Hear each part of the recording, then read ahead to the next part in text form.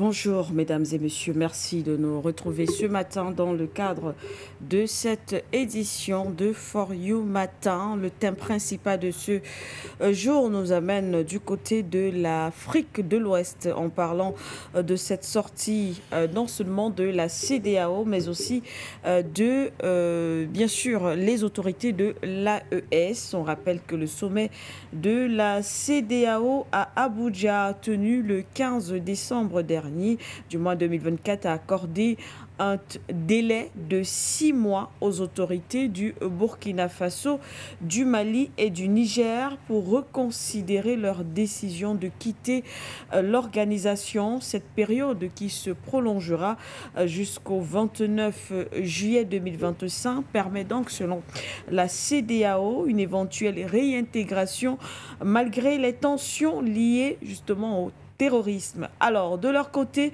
il faut dire que les ministres des Affaires étrangères de la Confédération de l'Alliance des États du Sahel, regroupant le Mali, le Niger et le Burkina Faso, ont réaffirmé cette fois-ci vendredi à Niamey leur décision, du moins les ministres ont confirmé que la décision est irréversible, justement en ce qui concerne le retrait de la communauté économique des États de l'Afrique de l'Ouest. Donc, dans cette même mouvance, on a vu le président Abdourahmane Tiani, le président du Niger, voilà, dans son discours prononcé à l'occasion du 66e anniversaire de la proclamation de l'indépendance de son pays, il a réaffirmé la détermination de l'AES à quitter le bloc régional, précisant une fois de plus que la décision est irréversible. On écoutera tout à l'heure un extrait de sa sortie, effectivement, de son discours à ce propos, ce qui nous permettra de commenter cette actualité. C'est le thème principal de ce matin, même si on dira un mot également sur une autre actualité. Ce sera notre thématique d'accueil, si on peut le dire ainsi. On parlera de cette décision de la Cour d'appel de Paris qui a rejeté mercredi les accusations de complicité, mercredi 11 décembre, les accusations de complicité de génocide qui visent l'armée française et son éventuelle inaction lors des massacres de Bicécéro du côté du Rwanda. C'était en 1994. Pour Paris, c'est une décision qui leur rend honneur, en tout cas qui rend honneur à ces soldats. On va bien sûr commenter cela avec, une fois de plus, nos invités. Mesdames et messieurs, merci d'être avec nous ce matin.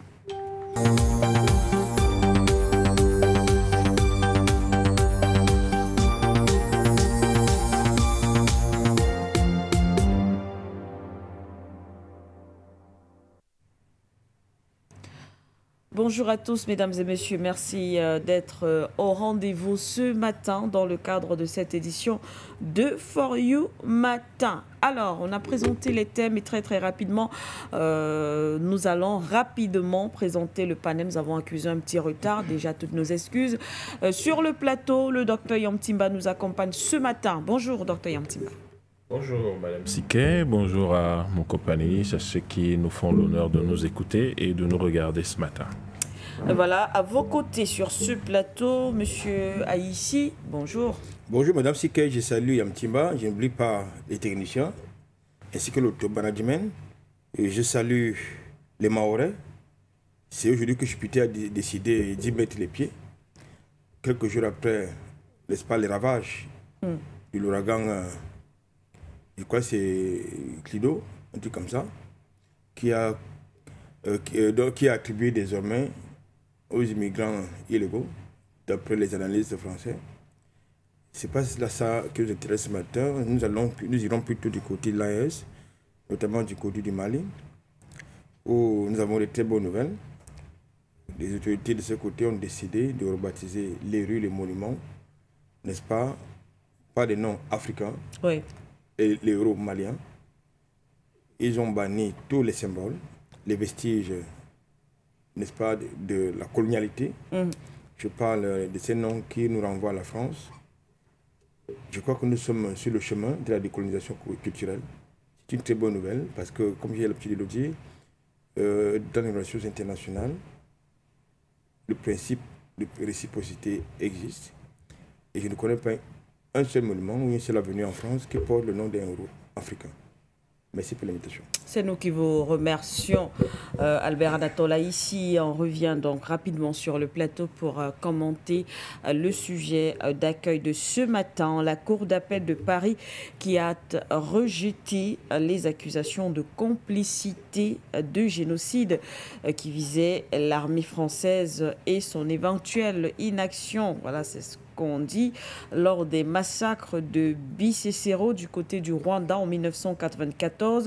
Mais la Cour de cassation, il faut également le préciser, pourrait être saisie d'un pourvoi des parties civiles. En tout cas, du côté de Paris, dans un communiqué, le général Jean-Claude Lafourcade, le chef de l'opération militaro-humanitaire turquoise, le dit: je me félicite de cette décision qui rend leur honneur aux soldats que j'ai commandés, injustement accusés de complicité, de génocide et de crimes contre l'humanité. Docteur Yomtimba, un commentaire. Mais écoutez, je crois qu'il ne fallait pas s'attendre à quelque chose d'exceptionnel. Hein. C'était envisageable. N'oubliez pas qu'il y a quelques jours, il y a notre compatriote, il y a le journaliste Onana qui a été condamné pour révisionnisme, parce qu'il y a quand même beaucoup de choses à dire autour de ce génocide. Il a tout d'abord été le génocide rwandais, après il est devenu le génocide tutsi. Oui. Finalement, on ne sait pas de quoi il s'agit, alors que nous avons perdu près d'1 million de nos compatriotes africains. Tout à fait. Et je crois que ce qui est constant, c'est ça. C'est qu'il y a eu un génocide là-bas. Maintenant, les acteurs, évidemment, il y a ceux qui sont encore là. Il y a ceux qui sont au pouvoir, ceux qui ont été chassés du pouvoir, il y en a qui sont disséminés à travers le monde et ils n'arrivent pas à s'entendre sur un récit de ce qui s'est passé.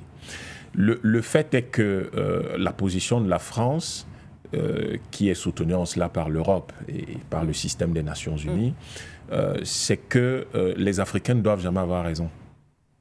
Donc, je n'arrive pas à bien comprendre l'action même de ces ONG qui se fatiguent et qui perdent notre temps là-bas. Vous ne gagnez aucun procès contre l'État français en France. C'est un principe. C'est comme ça. Vous êtes des Africains, ça ne marche pas. Donc, du coup, vous constaterez que, en général, dans cette affaire, l'ONU pense que la France a raison. L'Union européenne pense que la France a raison, l'OCDE pense que la France a raison, l'OSCE pense que la France a raison, l'OTAN pense que la France a raison. Pourquoi vous vous fatiguez? Allez dans votre pays, faites le procès, condamnez la France et mettez en place les mesures d'application de votre décision de justice. Nous avons un gros problème en Afrique, c'est que nous avons des problèmes chez nous. Et nous voulons que ce soit d'autres qui prononcent les sanctions. D'abord, la décision qui est prononcée en France, c'est même une incongruité juridique. La décision qui est prononcée en France, c'est au nom de qui? Ouais. Une décision de justice, c'est au nom du peuple. Vous engagez une action en justice en France au nom de quel peuple? Est-ce que le peuple rwandais est en France? Est-ce que le peuple rwandais est en France? Quand on va prononcer la justice au nom du peuple français, pourquoi vous voulez que des magistrats... Vous voyez d'ailleurs là, parce que je trouve que c'est de la magie en réalité cette affaire où on dit que c'est ça qu'on appelle le non-dit, le retour du refoulé. C'est-à-dire que vous avez sous les yeux, vous n'avez pas besoin de réfléchir, vous avez sous les yeux le fait que l'État français était impliqué, des généraux français le disent, des officiers français le disent, les livres ont été écrits par des Français qui ont participé à ça, qui vous disent qu'ils n'ont pas fait ce qu'il fallait faire. Oui. Mais vous avez quand même de la magie qui te produit tout le temps. Sur le plan de ce qui est juridique, la France est toujours... Elle bénéficie toujours d'un non-lieu. Elle n'a jamais été impliquée, elle n'a commis aucune faute. Alors que les acteurs disent qu'elle a commis une faute. Donc c'est pour dire que, en réalité, ce qui se passe dans cette affaire, c'est que c'est une interpellation pour les Africains. Soit vous allez vous organiser et vous allez enfin faire entendre votre voix en travaillant ensemble. Mais quand vous entretenez du cinéma d'horreur, comme ce qui se passe là entre le Rwanda et la RDC, Oui. mais vous n'y arriverez jamais. Est-ce que quand il a fallu que quand il a fallu par exemple que les Israéliens règlent l'affaire de la Shoah, ils sont allés organiser un tribunal en Allemagne. Est-ce qu'ils ont saisi un tribunal allemand pour dire condamner tel Allemand? Ils ont pris les décisions en Israël et ils les ont exécutées. Vraiment, vous faites comme vous voulez, on exécute, c'est tout. Donc vous devez vous assurer que le Rwanda rentre réellement dans le cadre de la communauté des États de l'Afrique centrale, qu'on constitue solidement l'Afrique centrale, et puis on règle le problème. Il y a des tribunaux d'Afrique centrale qui vont dire, compte tenu de tels éléments historiques, de tels éléments d'enquête journalistique, de tels éléments de témoignages des acteurs qui ont participé, différents acteurs, tels éléments d'enquête financière. Parce que l'autre chose suivait l'argent. L'argent partait d'où, allait où, allait comment. Les flux logistiques, qu'est-ce qui allait où? Dès que vous avez toutes ces enquêtes, vous savez qui a participé, qui n'y a pas participé, qui a fait ce qu'il fallait faire, qui n'y a pas fait ce qu'il fallait faire. Ça, c'est la première chose. Les Africains doivent juger ce qui s'est passé sur leur sol au nom de leur peuple. Ça, c'est la première chose. Et par les Africains. Par les Africains. Oui. Et avec les moyens des Africains. Parce qu'on dit souvent par les Africains, là, après, ils commencent à tendre la main. Tout à fait. Avec les moyens et les ressources mis à disposition par les Africains. L'autre chose, dernière que je voulais soulever sur cette question, ça nous interpelle, nous les Africains, sur le fait que quand vous observez le monde qui nous entoure, tout le monde considère que faire du mal aux Africains ne vaut rien, n'a aucune conséquence. Et c'est ce fait-là que ça ne prête à aucune conséquence qui transforme notre... c'est une idée assise par l'expérience. La traite négrière est passée par là, la colonisation est passée par là, le néocolonialisme est passé par là. Ils n'ont jamais rien fait. Les Africains ont déjà fait quoi? On peut même prendre leurs femmes et leurs enfants, leurs hommes, on les vend comme esclaves. On peut venir, on décide que leurs terres nous appartiennent. Ils font rien. Et on peut dire, on donne l'impression qu'on est parti alors qu'on n'est jamais parti. Et ils font quoi? Rien du tout. Et on continue à piller leurs économies. On peut même bousculer la CEMAC en disant dévaluez votre histoire là pour que le pétrole chez vous coûte 2 fois rien et comme ça nous on va relancer nos économies. Mais les Africains sont comme ça. C'est parce que si quelqu'un est tout le temps en train de vous gifler et que vous ne réagissez jamais, vous voulez qu'il fasse quoi? Il va continuer à vous gifler. Et donc vous pouvez avoir 1 million de Rwandais insultés par un tribunal français, ça fait rien.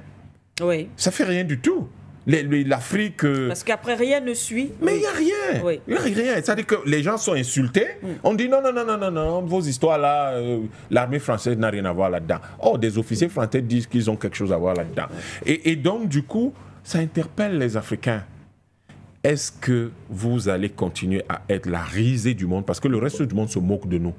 Cette décision du tribunal de Paris a de l'impact sur toutes les autres négociations que les Africains vont mener. Quand ils vont vouloir hausser le ton ou être rigides ou être simplement fermes, les gens vont dire mais il fait quoi là? Quand vous êtes devant les Français là-bas, vous ne parlez pas. Ici, vous voulez jouer les fermes, des gens courageux, des machins et tout ça. Les gens ont participé au massacre de 1 million de personnes, vous ne faites rien. Ici, là, parce qu'on veut une petite mine, on veut une petite terre, on veut quelques petites ressources naturelles, vous commencez à parler fort. Voilà l'image que l'Afrique envoie d'elle, laisse que le monde ait d'elle. Il est temps que nous mettions fin à ça, qu'on s'organise et puis qu'on puisse savoir que la justice n'est pas quelque chose qu'on demande. La justice, c'est quelque chose qu'on se donne. Dans le Rwanda, si jamais le gouvernement qui est en place pense que c'est quelque chose d'utile, qu'il puisse faire le nécessaire. Mais si le gouvernement qui est en place estime que cette action en justice n'est pas importante, que les ONG qui l'ont initiée puissent donc aller ester en justice au Rwanda. Parce que c'est aussi une autre manière de voir si les Rwandais ont effectivement la même approche de cette affaire. D'ailleurs, pourquoi ils sont allés ester en justice en France? Ils auraient pu le faire au Rwanda. Mais pour quelle raison est-ce que nous avons une Rwandaise à la tête de la francophonie alors que le Rwanda a décidé de devenir un pays anglophone? C'est tout ça, cette contradiction devait attirer l'attention de ces ONG qui devaient savoir qu'au fond, Kigali et Paris ont certainement dû s'entendre sur un récit et ce récit, il ne faut pas le modifier. Et compte tenu du fait qu'il ne faut pas modifier ce récit-là, eh bien tout naturellement, tout ce qui va à l'encontre de ce récit, parce que ce que réclament ces ONG est en déphasage avec le récit officiel. Et ce récit officiel est celui que le gouvernement rwandais veut transmettre. Et vous voyez que des gens comme le journaliste Onana estiment qu'il faut peut-être corriger un peu ce récit, mais si vous le faites, on a déjà une loi contre le révisionnisme. Et nous pensons que un jour, dans tous les cas, quoi qu'il arrive, c'est ce million de Rwandais, Oui. justice lui sera faite, d'une manière ou d'une autre. Que les gens aient menti, que les gens cachent la vérité, que les gens fassent tout ce qu'ils veulent, un jour, justice leur sera rendue.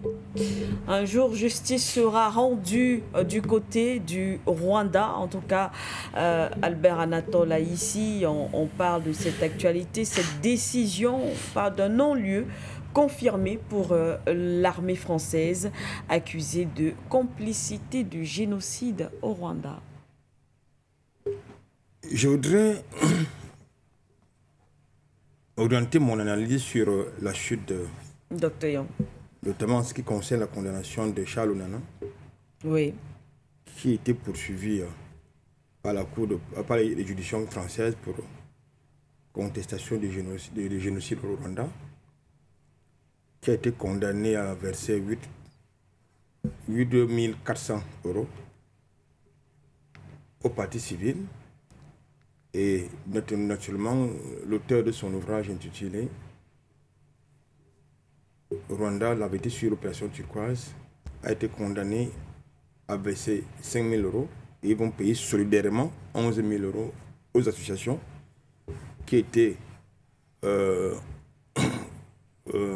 partie civile également dans ce procès. Je ne voudrais pas revenir sur les éléments de langage qu'il a utilisés, mais je veux davantage orienter mon analyse sur les éléments factuels. Oui. Déjà, il faut noter, Madame Siké, que tous les militaires qui sont déployés sur le continent africain ou ailleurs bénéficient du droit d'impunité, avec un statut d'immunité. Je vous renvoie un peu dans le contexte irakien, non, afghan, dans le contexte afghan. Nous sommes début des années 2000. L'armée américaine torture les prisonniers afghans à la prison de Guantanamo. Vous n'avez vu aucune clameur mondiale là-dessus. J'ai envie de dire, ces ONG qui voient rapidement les actions de l'armée burkinabé, malienne, l'armée camerounaise, l'armée nigérienne n'ont rien vu du côté de la torture des prisonniers par l'armée américaine du côté de Guantanamo. On n'a pas vu cette indignation collective et mondiale qu'on a l'habitude de voir. Nous repartons du côté de la République centrafricaine. Du côté de la République centrafricaine, nous avons l'opération Sangaris. Lors de l'opération Sangaris, les militaires français ont été accusés de viol. Oui. Contre les mineurs. L'affaire, bien évidemment, s'est déportée devant les juridictions françaises. Bien sûr, on a assisté au même cirque judiciaire, non lieu. Nous partons du côté de la République démocratique du Congo. Même résultat. Repartons du côté du Sahel, principalement du côté du Mali. Il y a eu des exactions commises par l'armée française, notamment dans le cadre de l'opération Barkhane. Là-bas, les exactions ont été requalifiées de bavure par l'ONU.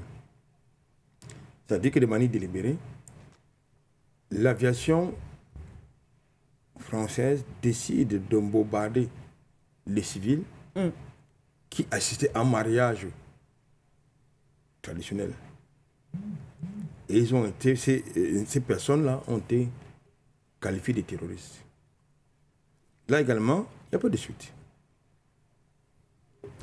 Ça je n'ai pas envie de multiplier les exemples du point de vue judiciaire. Oui. Il a totalement raison de dire que nous avons besoin d'avoir des institutions judiciaires pour connaître des crimes commis sur notre sol par des étrangers. Ce n'est pas des institutions mondialistes qui doivent pouvoir dire le droit lorsqu'ils commettent des crimes sur notre sol. L'armée française, c'est une institution. Oui. La justice française, c'est une institution. Je ne sais pas si vous pouvez imaginer cet état que deux institutions se tapent dessus. Ça veut dire qu'on est naïf. Moi, ce qui m'intéresse dans cette affaire, c'est les implications stratégiques. M. Macron a annoncé, dans les jours, je crois que c'est aujourd'hui, il a annoncé à Djibouti, cette semaine en tout cas, ou la semaine prochaine, où il devra passer Noël avec ses soldats qui sont stationnés du côté de Djibouti, en partant pour l'Éthiopie. Oui. Je crois qu'il n'y a pas que Djibouti qui devrait interpeller notre conscience collective. Il y a également les bases militaires françaises qui se trouvent, entre autres, qui se trouvent du côté du Gabon, qui se trouvent du côté du Sénégal, de la Côte d'Ivoire et du Tchad. À savoir que une telle décision doit nous interpeller à éviter, mais surtout à refuser l'installation de bases militaires étrangères sur notre sol. Tout à l'heure, je vous ai indiqué que les militaires étrangers, notamment de l'Occident, déployés sur notre territoire, bénéficient du droit d'impunité. Je ne connais pas un militaire qui va en opération et qui bénéficie d'un statut d'immunité. Puisqu'il n'est pas possible qu'ils commettent des bavures, qu'ils commettent des exactions. Et qu'ils doivent pouvoir, du point de vue du droit international, ils doivent en répondre. Mais qu'est-ce qui peut expliquer que les militaires étrangers, notamment français, déployés sur le continent africain, bénéficient du statut d'immunité? Tout simplement parce que vous avez des clauses peut-être résolutoires ou spécifiques dans les accords de coopération militaire de défense qui font que le militaire français peut arriver sur n'importe quel territoire africain, il commet tous les gaffes qu'il peut bien vouloir commettre. Et puis, quand il va à Paris, c'est la justice française qui est compétente pour le juger. Et puis, ça va aboutir au non-lieu. Donc, ça ne devait pas se passer comme ça. Alors, du point de vue stratégique, nous devons tirer les conséquences de ce que, sur les territoires africains, il faut absolument chasser toutes les bases militaires des pays étrangers. C'est important, il faut le dire comme ça. Oui. Il faut chasser toutes les bases militaires étrangères. C'est une menace, d'abord pour la stabilité de nos États, pour la souveraineté de nos États. Elles ne sont pas là pour assurer la sécurité de nos États, mais pour protéger les intérêts de leur pays, pour protéger leurs ressources, mais surtout protéger les pantins que Paris a placés dans certains de nos États. C'est que les questions. La dernière chose qu'il faut relever, c'est quoi? C'est que l'ouvrage de M. Charles Onana, oui. C'était un ouvrage scientifique, pratiquement. C'est-à-dire qui donne une autre version. C'est-à-dire un travail de terrain qui s'appuie sur des témoignages, des témoins oculaires. Mais dans la foulée, n'est-ce pas, de cet événement tragique, nous constatons que ce sont des lampistes rwandais qui ont été condamnés dans un tribunal occidental, c'est-à-dire la CPI. Quelquefois, à la Cour pénale à compétence spéciale du Rwanda. Rien que les Rwandais, mais aucun officiel, j'ai dit aucun officier, si vous voulez, de l'armée française n'a été condamné. Alors que vous avez des témoins oculaires qui vous disent que l'armée française, du moins, certains de ces officiers ont laissé faire alors que l'armée aurait pu limiter les dégâts. Quelquefois même, ils ont renseigné les génocidaires, leur donné de la matière, et puis sont restés à côté. Oui. C'est-à-dire pour laisser faire dit que, en tout cas, ce sont les sauvages qui gèrent ça entre eux. Bon, alors, Madame Siké, lorsque, avec, n'est-ce pas, recul, nous observons une telle situation, ça veut dire qu'il y a eu complicité de génocide. Mais les juridictions françaises vous disent tout le contraire.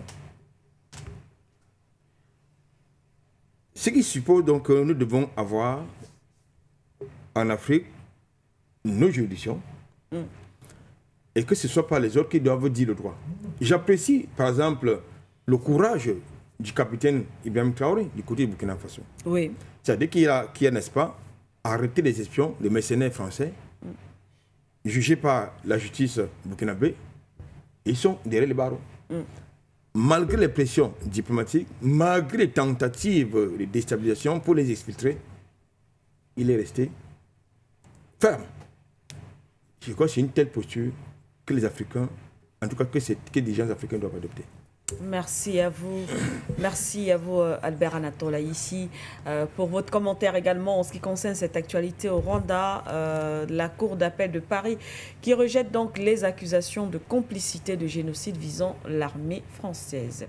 On referme cette page, on ouvre une nouvelle cette fois-ci pour aborder le thème principal de ce matin.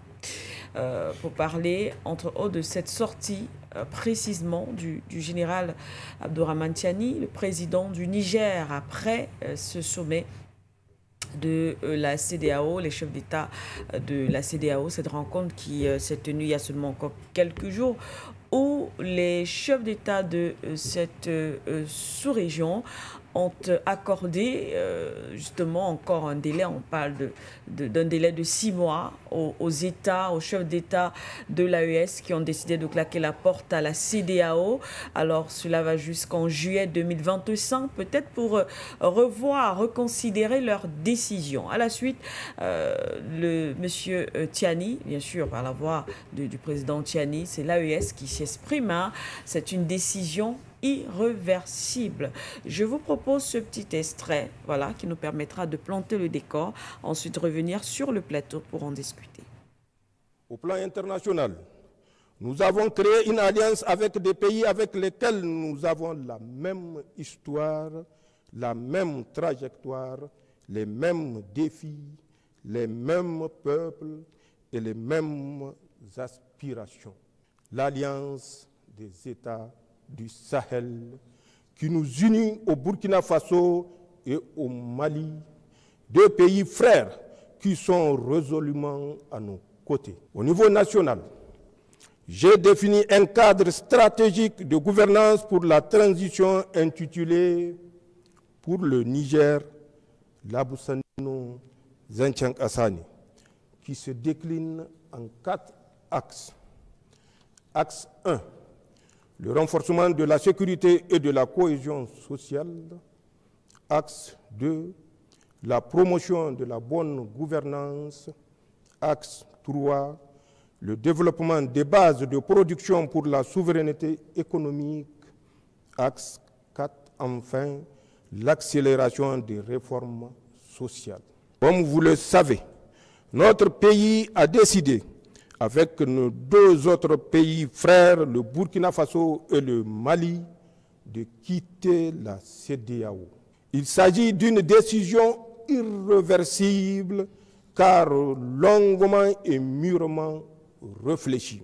Elle s'inscrit dans la démarche de reconquête de notre souveraineté pleine et entière, condition indispensable à notre sécurité et à notre développement dans le cadre de l'Alliance des États du Sahel. Aussi, elle a le mérite d'avoir enlevé définitivement aux puissances étrangères et leurs valets africains tout moyen et toute légitimité pour nous faire la guerre à travers la CEDEAO, instrumentalisée et détournée depuis plusieurs années de ses nobles objectifs. J'aimerais par conséquent rassurer tous les Nigériens et au-delà tous nos concitoyens de la Confédération AES que la sortie de la CEDEAO n'entraînera pas le chaos pour nos pays et leurs nationaux.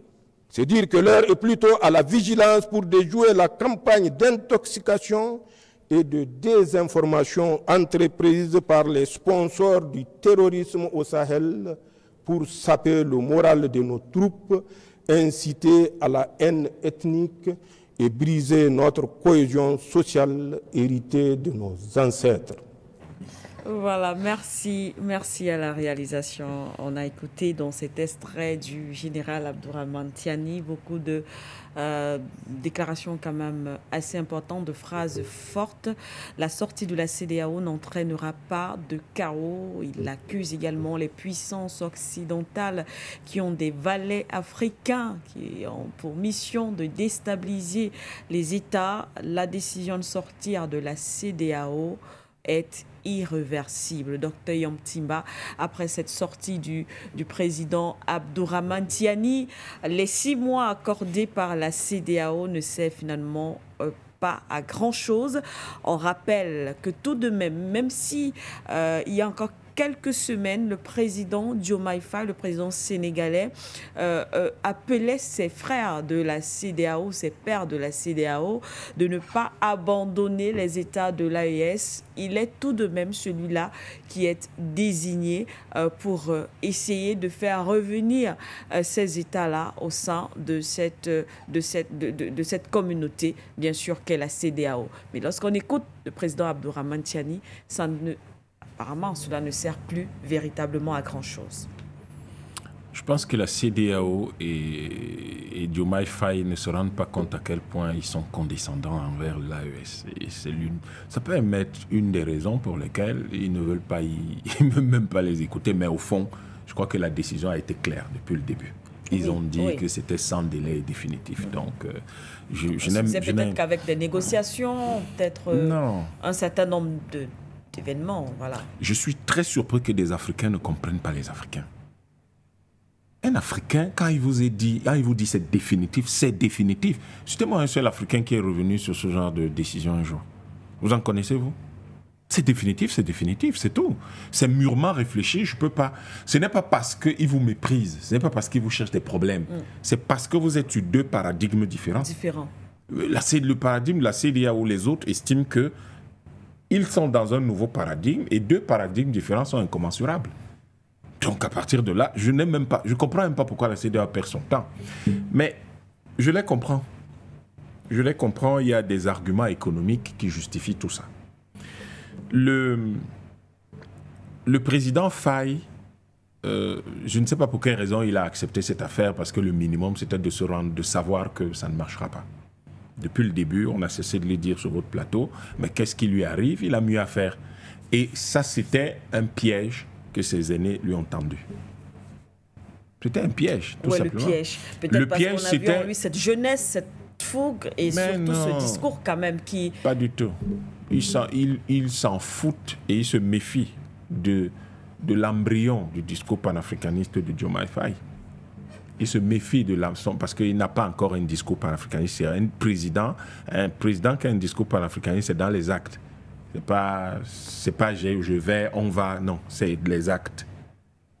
Si vous prenez celui qui vient de parler, le président Tiani, les actes sont là, c'est posé, ça se voit. Donc, même s'il ne parle pas beaucoup, on sait qu'il pose des actes. Or, les actes modifient l'espace. Oui. C'est ça qu'il faut voir. Le prédécesseur de Diomaye Faye a passé son temps à réhabiliter plus de 1000 km de voies ferrées qui devaient conduire du port de Dakar au Mali. Parce que le port de Dakar, 30% de son trafic, c'est pour le Mali. Lui, il arrive, il demande à l'Union européenne de protéger la frontière entre le Mali et le Sénégal. Ça pose problème. Et c'est il se lève, il va faire la tournée de l'AES. Il y a un pays dans lequel il ne se rend pas. Pourquoi n'est-il jamais allé au Niger? C'est un gros problème. Okay. Et de l'autre côté, il dit oui, on va voir vraiment revenir dans la CEDEAO. Mais vous lisez quand même le texte que ces gens ont signé. Vous en dites qu'ils ne reviendraient jamais, que c'était définitif.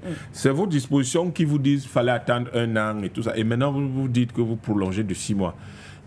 Qu'est-ce qui vous donne le droit dans vos statuts de prolonger de 6 mois?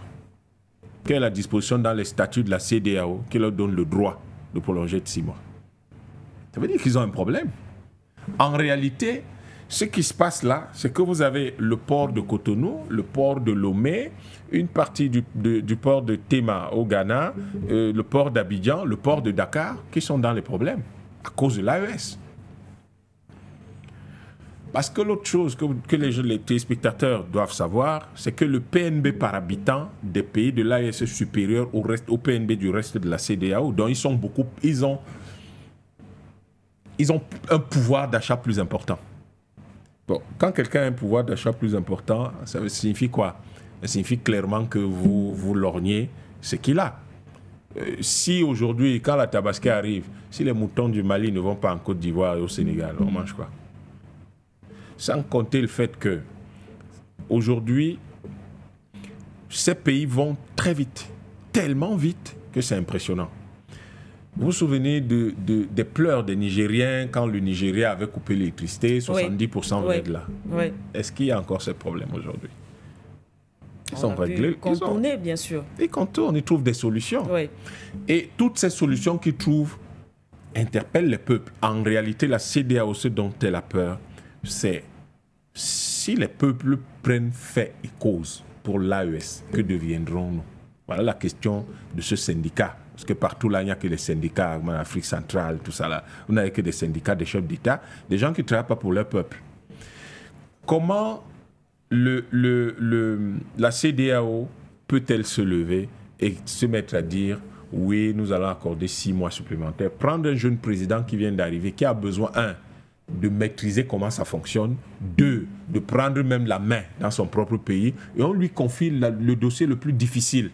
Parce qu'il ne s'agit pas de ramener les pays de l'AES dans la CEDEAO, il s'agit de gérer le terrorisme qu'il y a au Sahel, enfin ce qu'ils appellent terrorisme, oui. Le mercenariat international qui plombe la sécurité et l'économie de ces pays.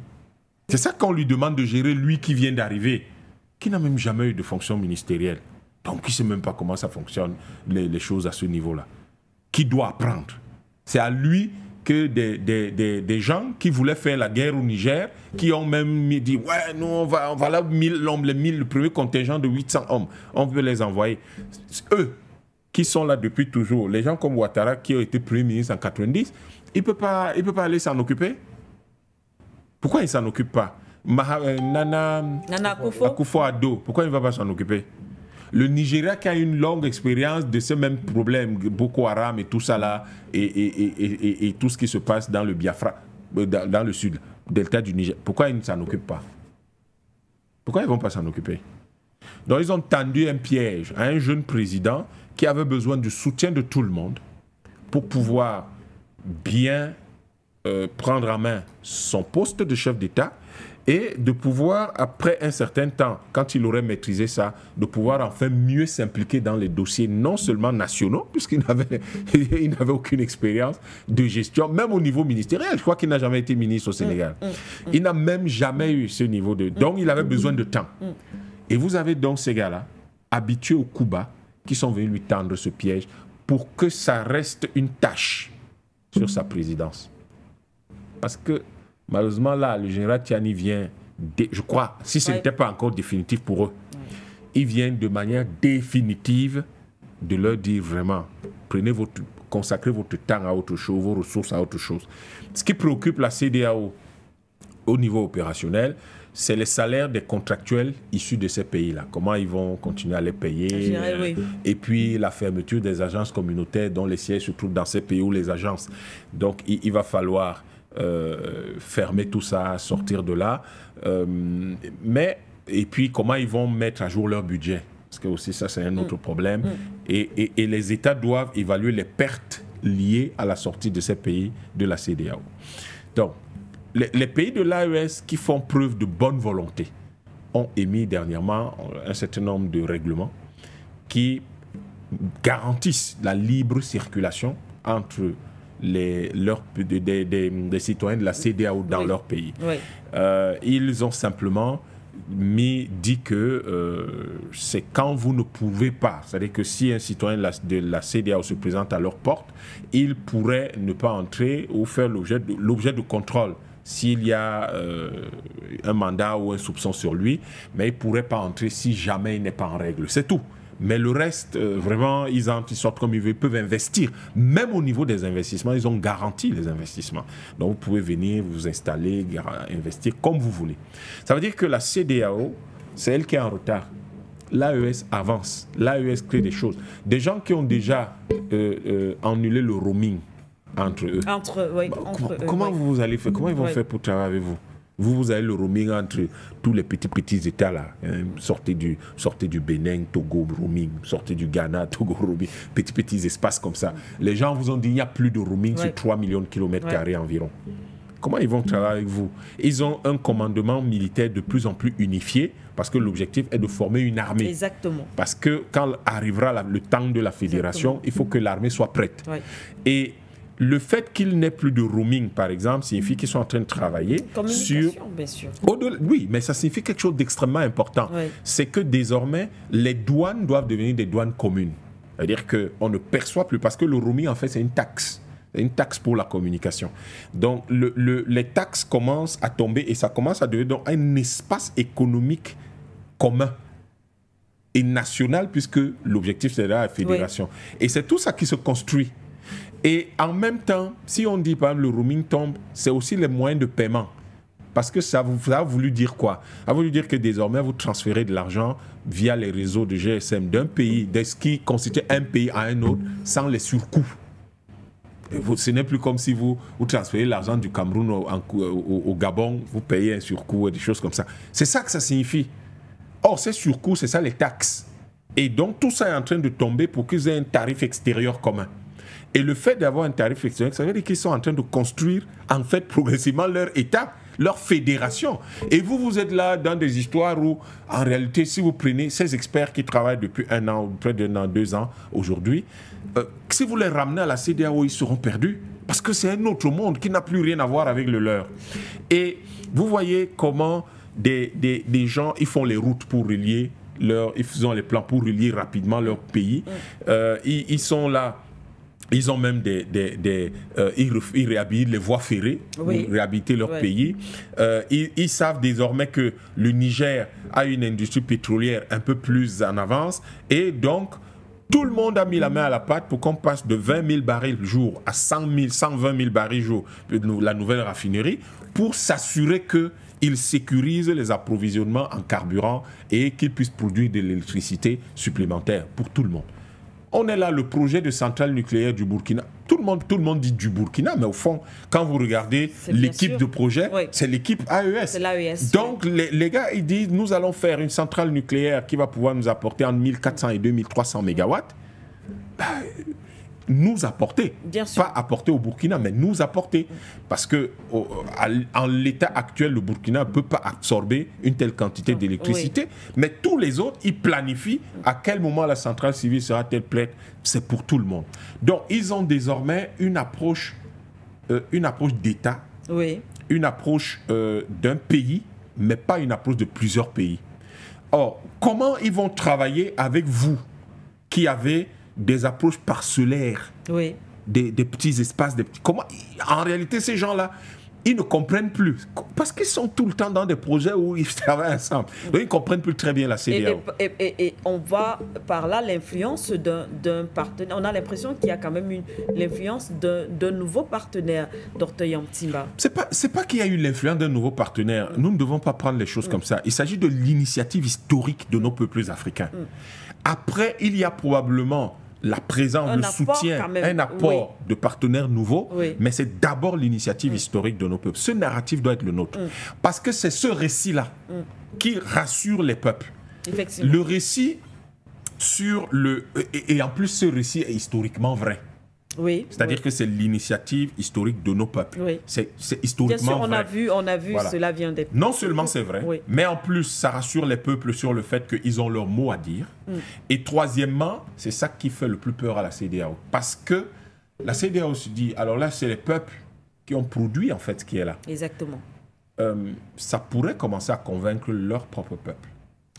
Et si ça convainc leur propre peuple, c'est la CEDEAO qui tombe, mais ne tombera pas dans le sens où l'AES va rentrer là-bas. C'est en fait l'AES qui va avaler la CEDEAO.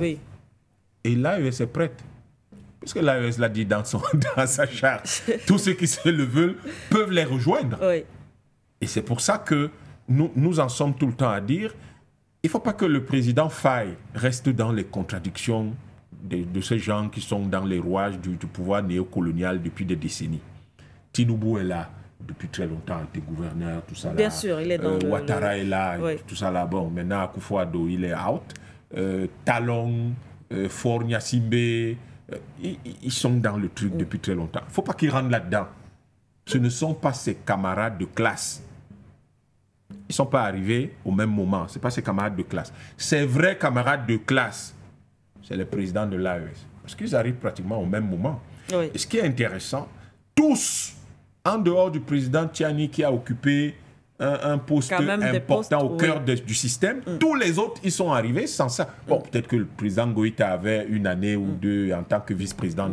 Mais ça montre d'ailleurs quand même la preuve que ces gars-là, ils sont faits d'un bois extrêmement précieux.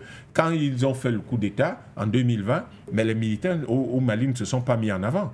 Ils ont laissé le pouvoir à un civil. Ils ont laissé le pouvoir à un civil, effectivement. Qui, malheureusement, s'est montré être un parfait France-africain. Et il fallait reprendre les choses en main. Et aujourd'hui, les résultats sont là. Donc, je crois que la CEDEAO doit savoir que les plans directeurs... Vous avez entendu ce que le président Tiani a dit, le plan directeur de reprise en main du Mali. Et qui est lié à tout ce qui est en train de se planifier au niveau de l'AES. De l'AES. Comment est-ce que l'AES n'a pas le temps à perdre? Je crois que ces dirigeants, le message, tout ce que j'ai entendu le président Tiani dire, c'est que mais nous n'avons plus le temps de cette affaire-là. Nous sommes dans des programmations, dans des planifications, dans des projections qui nous préoccupent. Dans l'AES, parce qu'elles ont la même histoire, les mêmes peuples, les mêmes problèmes, etc. Et nous essayons de trouver donc des solutions communes. Donc, en réalité, ils n'ont plus le temps de suivre. En quelques secondes, on a également écouté, on a quand même entendu dans son discours, il n'a pas manqué de relever, comme pour dire que nous savons exactement qui sont nos ennemis, nous savons que nous sommes combattus.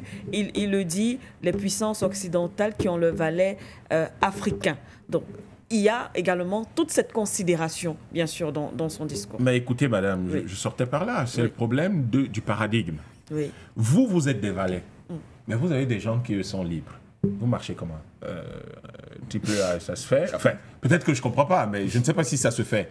C'est-à-dire, vous êtes des valets de ceux qui combattent des hommes libres, mais est-ce que ces hommes libres-là vont marcher avec vous? Ils ne peuvent pas, parce que marcher avec vous veut dire faire entrer le verre dans le fruit. Dans le fruit, oui. Comment est-ce possible? Et donc, le président Tiani, ce qu'il envoie comme message est, à mon avis, clair. Nous sommes sur un paradigme de liberté, de construction de la prospérité économique et de la sécurité de notre confédération. Vous êtes des valets, vous êtes des faire-valoir, en réalité, vous maintenez vos pays dans le colonialisme. Nous, on en est sortis, ou on en sort au moins. Donc, on va à gauche, vous allez à droite. Donc, c'est ça. Comment est-ce qu'on va travailler ensemble? Et vous attendez que nous, quand on sera arrivé de l'autre côté, qu'on revienne pour vous suivre, vous serez tout le temps en train de partir. C'est le paradoxe d'Achille. Achille ne rattrapera jamais la tortue. Donc vous ne faites qu'avancer, avancer, avancer. Nous, on viendra jamais de votre côté. Je crois qu'en réalité, le message est clair et que la CEDEAO perd son temps. J'appelle seulement les peuples de la CEDEAO à comprendre ce qui est en jeu et à faire les bons choix là où il y a des élections les années qui suivent. Oui. Et là où il n'y en a pas, que les peuples profitent des dispositions de l'AES, de libre circulation d'investissement de l'AES pour aller massivement vers l'AES, afin que les dirigeants comprennent sérieusement que le monde dans lequel ils vivent est un monde dépassé. Merci à vous, Dr Yam Timba. On a écouté donc le président Tiani. La sortie de la CEDEAO n'entraînera pas le chaos pour les pays de l'AES, au-delà de ce qu'il a également rappelé que c'est une décision irréversible. Albert Anatole ici, le président Tiani, et c'est voulu, vous allez me corriger, ce n'est pas le cas, mais quand même rassurant vis-à-vis du peuple, je ne vais pas dire nigérien seulement, mais bien sûr ce peuple aujourd'hui qui constitue l'AES. Il le dit, j'aimerais rassurer quand même les Nigériens et au-delà tous nos concitoyens de la Confédération AES que cette sortie sortie n'entraînera pas le chaos pour nos pays et leurs nationaux. En tout état de cause, toutes les dispositions seront prises pour parer à toute éventualité. Je crois que et là, le président nigérien répondait à un certain narratif qui est porté à la fois par les syndicalistes de la CEDEAO et, n'est-ce pas, certains médias étrangers qui ont prétendu que la Confédération s'engageait dans une sorte de saut vers l'inconnu. Oui, tout à fait. Tout à fait. Oui. Donc, c'était une belle réponse, à mon sens. Mais il faut quand même noter que lorsque j'ai suivi les différents narratifs liés à la réunion de dimanche à Abuja, j'ai eu l'impression que c'est la CEDEAO qui est en train de demander, de donner des injonctions aux États de faire gaffe. Alors que c'est tout le contraire. C'est-à-dire une tentative de manipulation de masse. C'est-à-dire alors que c'est là qui a pris l'engagement, la décision de quitter le bateau. Oui. C'est un navire qui ne fait que sombrer. Et quand vous écoutez le narratif à la fois des officiels de ces syndicats et les médias, notamment France 24 et RFI, pour ne pas les nommer, vous avez le sentiment que... Dans le faisant. Vous avez le sentiment que, franchement, non, c'est-à-dire que ce qu'ils disent est tout le contraire de ce que nous voyons. Oui. Et que nous n'avons pas la même perception des événements. C'est ça qui est la question. Donc je crois qu'il était important, heureusement, que dans ce contexte, notamment à la veille, les officiers de l'AS leur ont clairement indiqué que la sortie de la CEDEAO était irrévocable et irréversible. Tout à fait. Officiellement, la sortie des États de la CEDEAO sera actée à partir du 29 janvier prochain. On leur donne un délai de 6 mois, je ne sais pas pourquoi faire. Pour la CEDEAO, peut-être à partir du 25 juillet, pour engager les négociations. De juillet 2020. Des éventuelles négociations pour que, certainement, par une sorte de sorcellerie peut-être, n'est-ce pas, que les États-là reviennent à la CEDEAO dans un truc qui ne marche pas. Mais le fait que la CEDEAO insiste autant, c'est vrai que le docteur Yom Timba a quand même mis en avant de plusieurs raisons, entre autres économiques, si je ne m'abuse. Mais est-ce qu'au-delà, on ne voit pas aussi la volonté de la CEDEAO de ne pas se séparer de ses frères quand même? L'AES dit non, la CEDEAO dit nous allons rester, nous allons arranger le problème, nous allons négocier, nous allons discuter. Est-ce qu'on ne peut pas voir cela comme ça aussi, voilà? Non. La CEDEAO, le syndicat veut sauver la face. Oui. Le syndicat veut sauver la face. Et puis, quand je le dis, oui, le président Diomaye, qu'est-ce qu'il dit? Il dit d'accord, négocier avec les pays de l'AES, mais il faut quand même refonder notre syndicat. Ça veut dire qu'il y a un problème de fond. Peut-être parce que dans la négociation avec l'AES, la négociation peut aller en phase avec la non, ça ne peut pas aller. Ça ne peut plus aller parce que c'est irréversible. En fait, le CEDEAO, le syndicat, a peur que l'AES peut donner les idées à d'autres membres du syndicat. C'est tout simplement... parce qu'il faut quand même indiquer que dans le contexte du projet d'intervention au Niger, ce n'étaient pas tous les membres du syndicat qui étaient partants pour cette intervention. Oui. Il y en a qui sont restés neutres, qui n'ont pas voulu justement adhérer à ce projet. Tout à fait. Je ne veux pas les nommer ici, tout le monde les connaît. Donc, effectivement, tout le monde est d'accord que le syndicat, ça ne marche pas. Et un peu que ce syndicat est infiltré de l'extérieur. Ce n'est pas nous qui le disons. Macron l'a parfaitement démontré. Pendant le magistère de M. Nana Akufo-Addo, que c'était lui le patron de ce syndicat. Dans le contexte du projet d'intervention militaire pour sauver le fameux soldat Bazoum, ça a été clairement établi que c'est Macron qui dit le syndicat. Et de moins en moins, des réclamations dans le sens de libérer le soldat Bazoum, n'est-ce pas, Jaïs? Il n'y a que le vassal de Abidjan qui a évoqué cet aspect. Mais pendant qu'on y est, vous dites que nous avons des putschistes à l'AE, n'est-ce pas? Oui. C'est lui qui est à Abidjan, il est quoi? le membre du syndicat d'Abidjan, il est quoi? Il n'est pas putschiste. Celui qui... Monsieur, il a 3 mandats. non, puisque c'est ça qui est la question. Il a eu 3 mandats, monsieur. Il n'est pas putschiste. Oui. Selon le langage de la CEDEAO. Et celui qui est en Guinée-Conakry, il est quoi? Il n'est pas putschiste? Non. Ah bon? C'est un honorable membre du syndicat. C'est pour vous dire qu'en fait... Mais qui a manifesté son soutien quand même à l'AES. C'est souvent important quand même de... Non, disons, nous devons pouvoir mettre chaque élément dans son contexte. Oui. C'est ça qu'il faut absolument rappeler, mettre chaque élément, chaque acte dans son contexte. Mais après ça, qu'est-ce qu'on a observé? C'est ça qui est la question. Qu'est-ce qu'on a observé?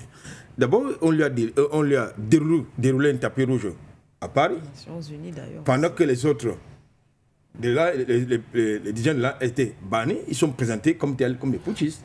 Celui de la Guinée-Conakry n'est pas putschiste. Celui d'Abidjan, il n'est pas putschiste, n'est-ce pas? Donc, en fait, nous avons affaire à un syndicat de contradiction. C'est ça qui est la question.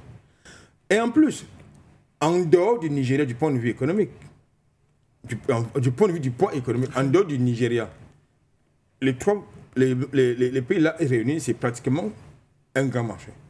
Oui. C'est un gros marché. Oui. Un grand espace, économique. Économique, oui. Et en plus, vous avez plein de ressources dans cet espace. Mais pourquoi est-ce que ces pays ne sont pas sortis de l'UEMOA? Oui. Ils sortent de la CEDEAO, mais ils restent dans l'UEMOA. Pourquoi? Parce que justement, il faut aller de manière progressive et méthodique en attendant la mise en place des institutions financières et monétaires. Parce qu'avec cette fameuse monnaie nazie, c'est un peu plus compliqué. Donc, il faut d'abord, pour éviter que la déperdition des avoirs de leurs États, il faut d'abord rester, n'est-ce pas, dans cet espace. Mais du point de vue de ce que vous appelez le syndicat, il faut d'abord sortir là parce qu'en fait, on ne reste pas dans une maison où on ne se sent pas à l'aise. C'est une question de logique. La CEDEAO est une maison qui ne plaît plus à certains de ses enfants. Et quand vous ne pouvez plus aller dans une maison, vous partez voir ailleurs. Quelle était la sortie? Quelle était la raison de la sortie des pays de l'AES, de ce machin? L'absence de solidarité.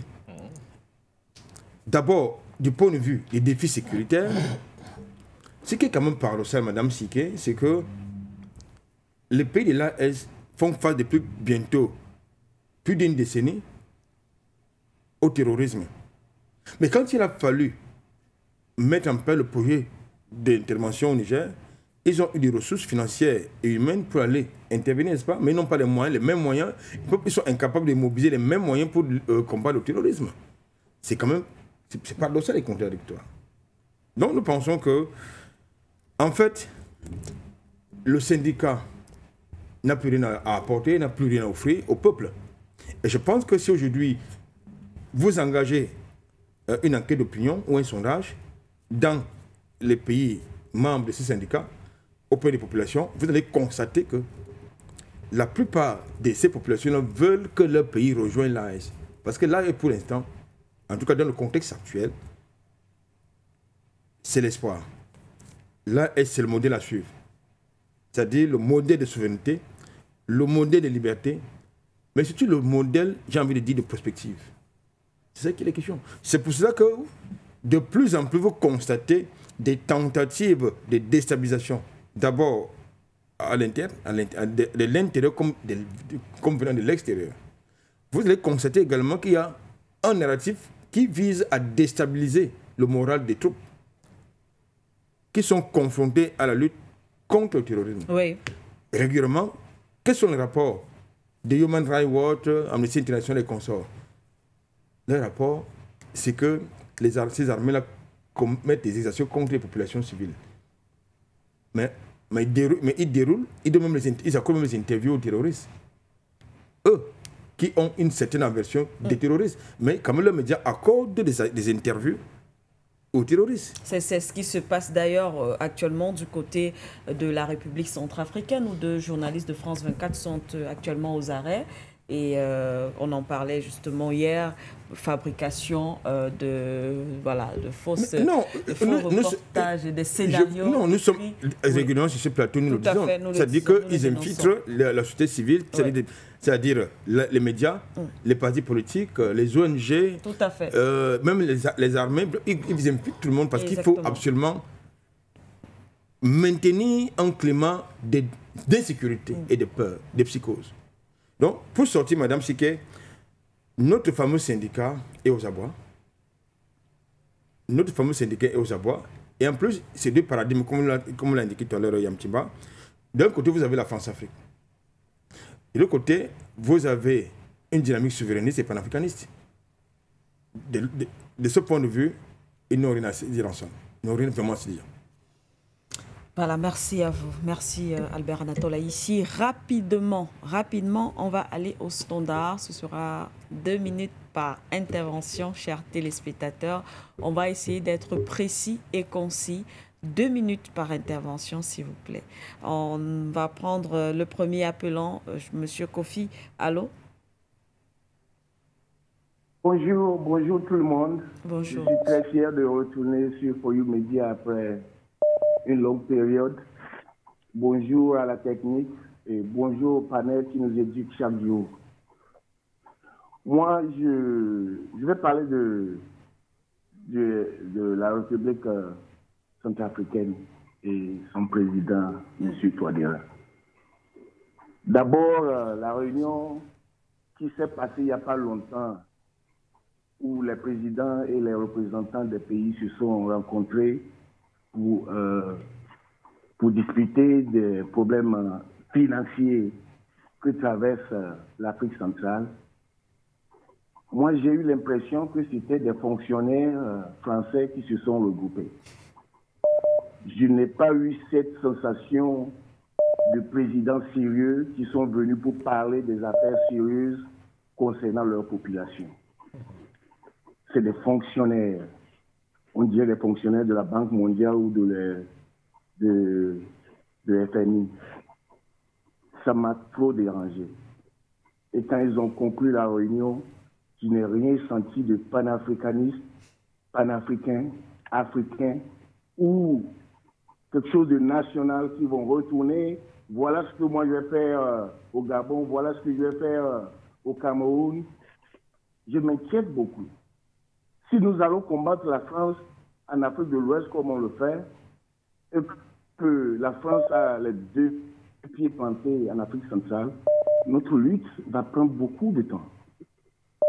Parce que l'Afrique centrale ne donne pas cette impression de populations qui sont soudées, réunies, prêts à combattre cet impérialiste français avec à la tête les États-Unis.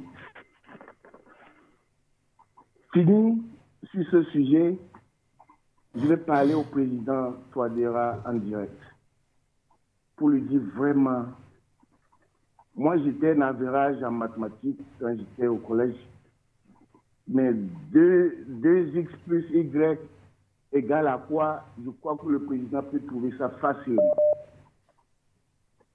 Voyons, le Centrafrique est rempli de toutes ces ressources. Toutes ces ressources. Voilà des exemples qui sont donnés à l'AES. Quand tu prends en charge tes propres ressources, tu peux tout réaliser. Le président Touadéra nous a montré le chemin de la Russie qui t'amène la stabilité dans ton pays. Aujourd'hui, on se sent comme si lui, c'est un premier arrivé et un dernier arrivé qui essaie de faire quelque chose, alors que c'est lui qui a créé cette voie-là de sécuriser son pays en amenant des gens sincères qui sont prêts à t'aider. Oui. Qu'est-ce qui se passe en Afrique centrale, s'il vous plaît? Qu'est-ce qui se passe? Pourquoi ça ne bouge pas? Pourquoi c'est stagné? Pourquoi cette cordialité entre vous et le président du pays démuni? Ils ont quoi? Les gens qui... Allez voir ce qui se passe en France. Ils ont trouvé cet argent-là où pour prêter au Centrafrique. La France n'a rien. Ils ont trouvé cet argent-là où pour prêter au Centrafrique. Et j'ai toujours dit qu'on n'a pas de terroristes en Afrique. on a des mercenaires entraînés, financés et guidés par les impérialistes. Merci. Nous l'avons déjà vu en Syrie, où à la première guerre qui a commencé, je crois, en 2011 ou 2012, Oui. il y a une compagnie de ciment français qui a été trouvée coupable de participer aux activités de ISIS durant cette guerre-là. Mais personne aux États-Unis n'a payé de prix personnellement.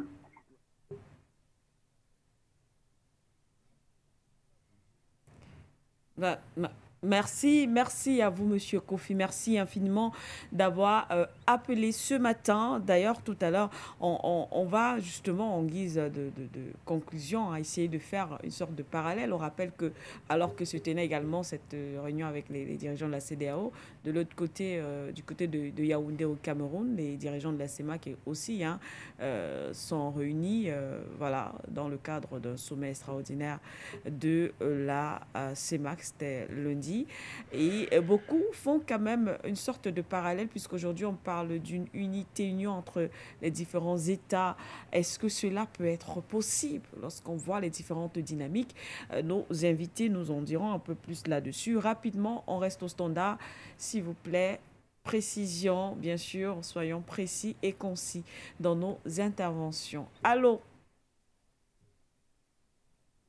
C'est que je voudrais dire oui. bonjour à tous vos panélistes ce matin, M. Anatole ici et le Dr Yam Timba. Je voudrais vraiment leur dire beaucoup de courage et à vous aussi. Et nous savons que votre vie est en danger parce que les impérialistes, pour tous ceux qui dévoilent leurs secrets, ils sont comme ces hommes vaillants, courageux, que vous êtes, M. Yam Timba et M. Anatole ici, et tous vos amis qui viennent sur le plateau sont aujourd'hui les ennemis de ces gens-là. Ayant dit cela, je voulais ce matin, en tout cas, m'exprimer sur le cas de la CEDEAO. La CEDEAO, aujourd'hui, est devenue un syndicat. Je veux dire quoi? Les pères qui ont créé la CEDEAO, aujourd'hui, tous ceux qui sont venus, infiltrés par les impérialistes, sont devenus des collabos. Ils ne veulent pas travailler pour le peuple africain.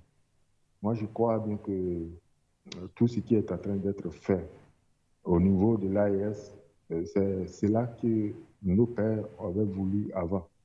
Donc, la CEDEAO aujourd'hui est une organisation moribonde. Nous n'avons plus droit à supporter ces gens-là. Donc, le peuple,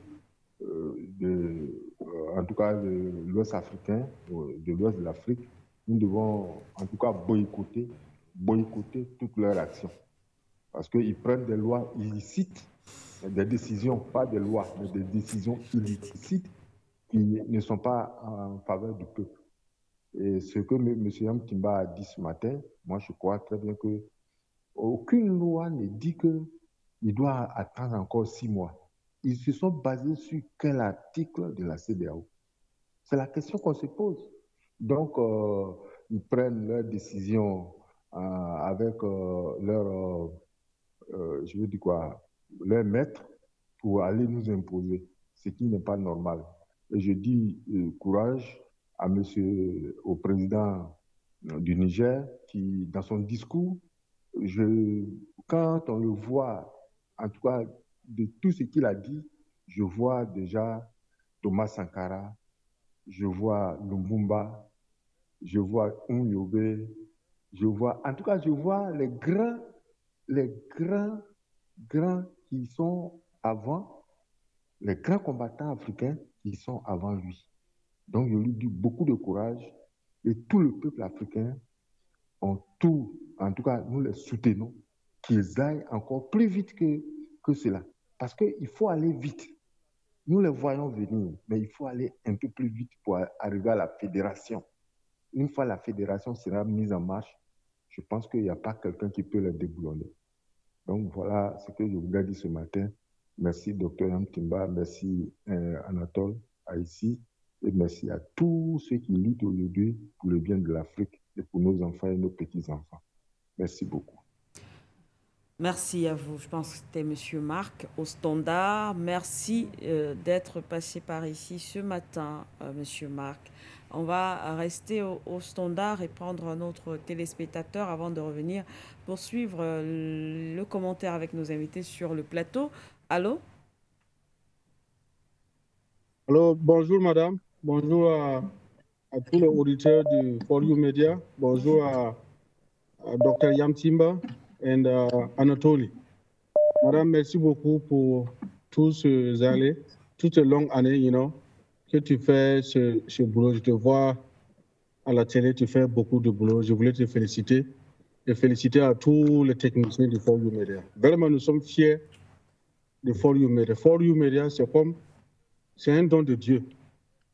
Je peux dire que c'est un don de Dieu pour les Africains. Et c'est un don de Dieu d'avoir les grands frères comme le docteur Yamtimba, comme Anatoly, depuis de longues années qui fait de bon boulot. Ça, c'est un don de Dieu.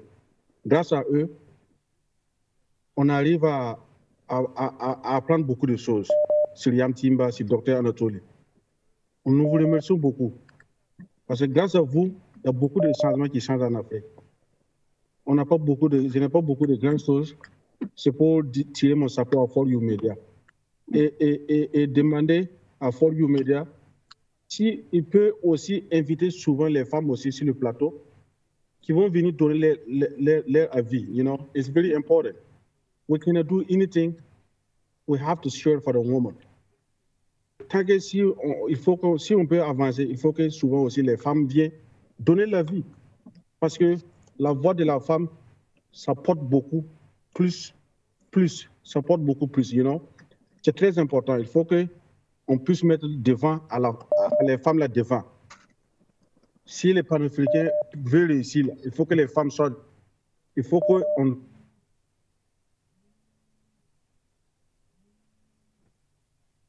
Les femmes sont devant. Toutes les choses là, c'est, it's wonderful. It's going to be very good.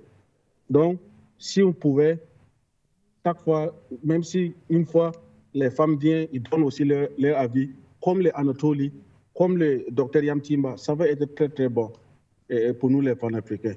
Et merci beaucoup à For You Media, et merci beaucoup à madame, à toi, et à tous les techniciens. Et bonne journée à vous, et merci beaucoup pour le boulot. Thank you so much. Appreciate it. Merci à vous, monsieur, depuis San Francisco. Merci pour cet appel. Et bien sûr, on espère que les dames africaines qui nous écoutent vont répondre favorablement à cet appel que vous avez lancé. Vous savez que les plateaux de For You Media sont ouverts. C'est la palabre, c'est le débat panafricain. Nous serons très heureux d'avoir des dames sur nos différents plateaux. On va prendre un autre téléspectateur. Oui, un téléspectateur. Allô? Allô, bonjour, Manuela Chike. Bonjour. Bonjour, Dr Yamtimba. Bonjour, M. Albert ici. Bonjour, technicien. Bonjour, le standard. Je voulais dire comme ça, donc la France trouve des jugés non-lieux de la participation de l'armée française à l'assassinat des peuples au niveau du Rwanda. D'accord, ça, c'est pas un problème. Si la France estime que son armée, la population que son armée a tuée au Rwanda, c'est des cafards, il n'y a pas de problème. Les Français en Afrique peuvent être devenus cafards un jour et on va réagir au même titre que eux. Là, c'est que les mots sont durs, mais c'est ce qu'on doit dire. Ce n'est pas grave. Je voulais rappeler à mon grand frère Haïssi, l'armée française, en citant les tueries de l'armée française, il a oublié la Côte d'Ivoire. En 2004, à l'hôtel Ivoire, l'armée française a tué plus que 400 personnes. En 2004, quand ils ont déclenché leur coup d'État contre le président Laurent Gbagbo, en venant de l'Ouest, sur un pont d'une petite ville qu'on appelle Guissabou, les chars de l'armée française ont passé sur les êtres humains. J'ai dit, les gens qui empêchaient l'armée française de rentrer à Abidjan, les chars sont montés sur les gens pour écraser les gens. La France qui quitte l'Afrique, hein? Que la France quitte l'Afrique. Sinon, à un moment donné, vraiment, ils seront poussés comme des cafards. C'est tout ce que je voulais dire. Maintenant, concernant, vraiment, je voulais dire merci au président Tiani. Dis aussi merci aux 3 présidents de l'AIS. Dis merci à l'AIS. Après Abuja, le plus doyen des dirigeants de l'AIS a fait un communiqué pour dire qu'à partir du 25 janvier, il ne reconnaît plus ce qu'on appelle la CEDEAO et ils font appel à la population restant de venir les rejoindre. Donc, CEDEAO, c'est fini ça. CEDEAO, là, c'est fini. C'est les militaires qui ont créé la CEDEAO pour venir en aide au peuple en détresse. Maintenant que les militaires ont estimé que ce n'est pas le projet de la CEDEAO et qu'ils vont partir, c'est fini ça. Ils sont partis avec la population de l'Afrique de l'Ouest. Toute la population de l'Afrique de l'Ouest est aujourd'hui peuple de l'AIS. Donc, il reste seulement que les présidents. Mais ce qui essaie, Mayena Sike et Dr Yantiba, M. Albert ici, je vous prends en témoin. Ce qui va arriver aux autres États qui ne veulent pas quitter la CEDEAO, ce qui va les arriver. Quand l'AIS va créer sa monnaie, l'AIS va créer les entreprises, l'AIS va commencer à développer l'espace que j'occupe aujourd'hui là. Mais c'est la population qui va faire partie des autres là. Tu ne veux pas aller s'adhérer à l'AIS, ils vont te faire un coup d'État. On va envahir les rues et demain tu n'es plus président. Le président va venir, on va lui dire bon, va directement à l'AIS t'adhérer parce que nous ne voulons plus être colonisés par quiconque. Donc, c'est le temps qui va nous donner raison, Mayela Sike. Le temps va nous donner raison. Et le temps va donner raison à l'AIS. Ça vient. Le cyclone arrive. La tempête arrive. La tempête arrive, Mayela Sike. La tempête arrive. L'AIS est parti avec la population de l'Afrique de l'Ouest. C'est ce que leur communiqué a dit. Donc on s'en fout de ces présidents-là. Mais quand ils vont finir, ils n'ont qu'à chercher un débouché sur la mer. Mais s'ils vont récupérer ce secteur-là par la force, ils n'ont qu'à le faire. C'est tout ce que je propose. L'AIS ne va pas être enclavé là-bas sans un débouché sur la mer. Mais quand ils vont finir, ils vont créer la monnaie, ils vont avoir toute la sécurité, ils n'ont qu'à chercher un débouché sur la mer, par la force et par la violence. Ils ont la population qui les soutient. Donc, pourquoi ils ont peur? Aujourd'hui, ils ont récupéré toute la population de l'Afrique de l'Ouest. Donc, moi, vraiment, le président Tiani, le président Ibrahim Traoré, le président Assimi Goïta, soyez salués. Que Dieu vous garde longtemps sur les Africains. Merci. Merci beaucoup, Mayela Sike. Merci. C'est M. Kofi depuis la Côte d'Ivoire. Merci, M. Kofi. Merci beaucoup. On prend un autre téléspectateur, M. Peter. Allô? Bonjour, Madame Sike. Merci beaucoup, call center. Je veux saluer Dr. Yam et M. Anatole Aïssé. Je vais m'accentuer sur deux thématiques de ce matin. Le premier, d'abord, ce que je peux dire, nous sommes dans un monde de bisoutage où on peut appeler ça une sorte de Far West, où chacun impose sa loi. Si tu as le meilleur revolver ou bien le long griffe qui tire bien, eh bien, tu es intouchable et tu fais ce que tu veux. Voilà la France que tout le monde a vue en 1994, qui a commis des crimes contre l'humanité, mais comme elle s'appelle la France et fait partie des 5 countries du Conseil de sécurité, et comme j'avais dit une fois dans vos émissions, lors de la conférence de Téhéran, il y a certains pays qui étaient réunis comme Grande-Bretagne, USA, Russia et tout ça. Ils ont discuté sur le devenir de l'après-guerre parce qu'ils étaient certains qu'ils allaient battre l'Allemagne. Et alors, dans cette espèce-là, ils ont projeté également la création de l'ONU. Dans cette création, Nous qui avons créé cette organisation, nous sommes intouchables. Par contre, les autres qui vont adhérer à cette organisation, nous aurons un droit de regard et un droit de justice sur eux. Voilà pourquoi la France se permet de faire tout ce qu'elle veut en Afrique et personne ne peut le faire quoi que ce soit. Quel que soit le type de loi ou de droit qu'on prononce, soi-disant droit international, qui pour moi, cette matière doit disparaître dans les facultés parce qu'elle ne sert pas à grand-chose. À partir du moment où ce droit international est juste à géométrie variante et visé vers certains pays. Vous voyez un peu? Des crimes comme ça, normalement, ça devait être sur la table et on doit condamner la France. Ça n'a pas été fait. Les crimes qui ont été commis en Indochine n'ont pas été faits. Les crimes qui ont été commis au Cameroun, en Algérie, ça n'a pas été fait. Les crimes qui ont été commis en Côte d'Ivoire, parce que pour le cas de la Côte d'Ivoire, c'est un cas de droit, c'est-à-dire que ça doit être étudié en faculté de droit. Un président qui est élu et un président d'un autre pays qui ordonne à ce président, sous 3 jours, de quitter le pouvoir, faute de quoi il va le frapper. Et il le frappe aux yeux et au-dessus de tous. Personne ne réagit. Et on installe un autre président vaincu qui devient président, c'est-à-dire qu'en fait, c'est pas un état, c'est-à-dire que nous sommes dans un état de non-droit. Ça veut dire que le mandat que M. Alassane a fait ne doit pas rentrer dans l'histoire de la Côte d'Ivoire. C'est un mandat fictif et flottant. Parce que le véritable État ivoirien s'est arrêté en 2011. C'est-à-dire que si la Côte d'Ivoire de demain change, eh bien, il doit commencer à partir de 2011. Donc, de 2011 à maintenant, pour moi, c'est fictif, right? Donc, quand vous voyez des choses comme ça, on se pose beaucoup de questions. Est-ce qu'on doit faire partie de cette organisation mafieuse? Ou alors, l'Afrique qui doit prendre conscience de sa puissance, je dis bien sa puissance financière et des ressources, etc., doit être capable, étant unifiée, de dicter maintenant sa loi à ceux qui croient qu'ils ont l'argent. En fait, ils n'ont pas d'argent. Ils spéculent sur ce que nous avons pour se faire de l'argent. J'espère que nos Africains, nos élites africaines vont prendre conscience avec la pression qu'on leur a mise, surtout ceux de la CEMAC, où la France a dit « je vais s'aimer le chaos au sein de la CEMAC ». Comme ça, ils n'auront pas le temps de soutenir quoi que ce soit. Quant à l'Afrique de l'Ouest, je vais rétaler, je chute en même temps, hein, parce que je fais une concomitance.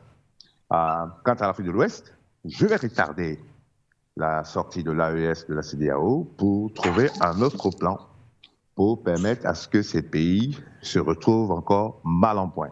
Voilà en fait le plan de Paris. Et ça me fait un peu rire parce que je pense que leur intelligence est trop limitée. Nous, les Africains, nous avons une avance sur eux. Et je félicite les dirigeants de l'AES pour leur vision futuriste de l'Afrique de demain. Ça doit servir de leçon à tout le reste des pays africains, qu'ils soient anglophones, lusophones ou francophones. Ils devaient regarder ce modèle. Et je pense, je ne dis pas qu'ils ne le font pas, mais je pense bien qu'ils regardent. C'est-à-dire que les gens veulent voir à quoi ressemble l'AES. Même les anglophones en parlent. Hein. Une fois que l'AES aurait fait sa résistance et créé ce bloc des États confédérés, là, ou États fédérés, eh bien, je vous assure que ça va donner du tonus aux gens de la CEMAC, Union des États de l'Afrique centrale, et Union des États de l'Afrique de l'Est. Vous allez voir, ça va aller crescendo. Maintenant, pour terminer, en parlant de... Excusez-moi, en revenant sur le cas de l'AES, j'ai dit qu'il n'y a pas photo, il n'y a même pas à féliciter quoi que ce soit, parce que pour moi, j'ai dit qu'ils utilisent toutes les tentacules possibles pour pouvoir gagner du temps et gagner en temps. Comme on avait désigné M. Diomaye comme étant le médiateur, il a échoué sa mission. Maintenant, ils vont utiliser autre chose. Et je vous assure que ceux-là, quand ils essaient, la voie diplomatique ne reçue pas, eh bien, c'est la voie du cafouillage et du terrorisme. Ils peuvent transposer des terroristes comme ils veulent. Comme ils l'ont fait en Syrie, on les a déportés pour chasser Al-Bachar. Et ils vont le faire également pour l'AES. Ils vont les encercler et puis les rendre apeurés pour que encore ces mêmes gens viennent à leur secours. Mais ce plan aussi a échoué. Alors, je pense qu'on peut féliciter déjà cette Afrique de demain, debout, une Afrique courageuse, et pour laquelle je demande vraiment aux dirigeants de l'Afrique centrale, on vous donne l'opportunité de créer des États-Unis de l'Afrique centrale, l'Union des États de l'Afrique centrale. Ne perdez pas de temps, laissez les barrières soi-disant frontalières, etc., parce qu'elles n'existent pas, ils sont tous bantous, c'était même pas les mêmes langues. C'est le moment d'unir leurs forces, les idées, et puis conscientiser les populations locales de s'accoutumer à ce futur projet, qui pour moi va représenter un gros bras de fer entre les soi-disant puissances qui n'ont rien du tout et ceux qui contiennent même ce pourquoi ils font les guerres un peu partout dans le monde. Je m'arrête ici. Merci beaucoup. Bonne journée. Bye. Merci à vous également, Monsieur Peter, pour cet appel. On referme le standard, on revient sur le plateau. Et naturellement, voilà, les réactions des téléspectateurs et peut-être aussi le thème nous impose de faire le petit parallèle, puisque nous sommes en train de sortir avec ce sommet extraordinaire qui s'est déroulé du côté de Yaoundé il y a encore quelques jours, de la CEMAC. Voilà, alors que beaucoup parlent d'une certaine dynamique en Afrique de l'Ouest et précisément dans l'AES, voilà, il faut le dire. Certains essayent de faire une comparaison entre, en même temps, la CEDEAO, la CEMAC, mais aussi l'AES, en estimant que l'AES devrait servir de modèle. Mais lorsqu'on regarde les différentes dynamiques dans chaque espace, cette Afrique aujourd'hui que l'on réclame, que l'on, en tout cas, espère voir unie, est-ce possible actuellement? Albert Anatole, ici, on est en train de sortir pour essayer de faire le parallèle, en tout cas avec tous ces événements aujourd'hui. Écoutez, si nous pensons que la CEDEAO se trouve en réanimation, la CEMAC se trouve carrément dans le coma. C'est aussi clair que ça. Ce qui est affligeant, c'est que certainement les lignes bougent relativement du côté de la CEDEAO. Il y a quand même une réalité, du moins du point de vue de la libre circulation des personnes de biens. Oui. Il y a un espace, il y a un espace communautaire, il y a un passeport, bref, il y a des documents officiels et communautaires qui permettent des échanges. Mais du côté de la CEMAC, nous sommes confrontés à des contradictions terribles. D'abord, des contradictions liées à des conflits de leadership, des contradictions liées à une sorte de, j'ai envie de dire, de syndrome de Stockholm. Parce qu'on ne comprend pas pourquoi est-ce que le Cameroun, qui devrait être le leader, qui est le leader, enfin, théorique, ne tire pas, n'est-ce pas, les autres pays pour que ça bouge réellement. Depuis plus d'une dizaine d'années, on pinaille sur des projets. On pinaille encore sur des projets. C'est ça la réalité. Et un petit moment, il parlait vous avez des voies de communication, des projets de voies de communication, c'est-à-dire des routes qui devraient servir d'interconnexion entre différents États. Oui. Bon. La télévision nationale, nous avons souvent présenté l'axe Cameroun et République démocratique, non, République Congo-Brazzaville, voilà, Congo-Brazzaville, okay, qui est apparemment fonctionnel, mais sauf que du côté de Kiossi, c'est-à-dire la frontière entre la Guinée équatoriale et le Cameroun, c'est constamment fermé, surtout de l'autre côté, parce qu'il y a régulièrement les refoulements des Camerounais de la Guinée équatoriale vers le Cameroun. Du côté du Congo, c'est pratiquement souvent la même chose. Il n'y a pas très longtemps, il y a un opérateur économique camerounais qui a été blacklisté de ce côté-là. Ça traduit clairement que ça ne fonctionne pas. Ça ne fonctionne pas, alors que sur le papier, il y a des très gros projets d'intégration sous-régionale. Donc, ce qu'on dit de la CEDEAO, nous le disons également de la CEMAC, ou plutôt, si vous voulez, de la CAC, parce que c'est également autre chose, de la CAC, qui devrait être un grand espace d'intégration économique, voire politique. Mais là-bas, rien ne fonctionne. C'est-à-dire, vous avez le Congo, par exemple, qui est confronté depuis plus de 20 ans à une crise sécuritaire. Qu'est-ce que la CAC ou la CEMAC a fait? Rien du tout. Tout récemment, c'est le Tchad qui menace de sortir, n'est-ce pas, la force mixte. Pourquoi?